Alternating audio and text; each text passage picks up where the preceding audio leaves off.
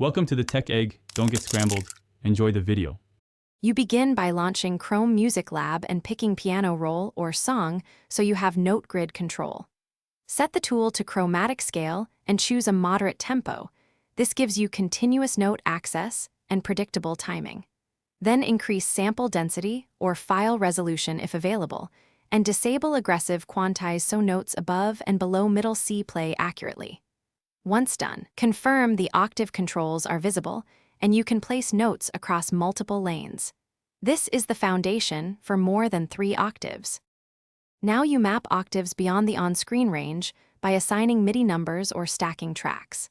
If the interface caps visible octaves, create parallel tracks and shift them by +12 or +24 semitones so combined coverage exceeds 3 octaves. Export the sequence as MIDI edit octave assignments in a lightweight DAW or MIDI editor, and then re-import.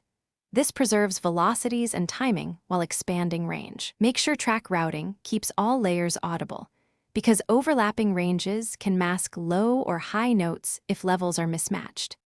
To finish, audition the full range while balancing volume and panning so no octave disappears. Once satisfied, render or export the combined tracks as a single MIDI or audio file at high resolution. If you encounter truncated or missing notes, check instrument sample length, polyphony caps, and any browser audio limits.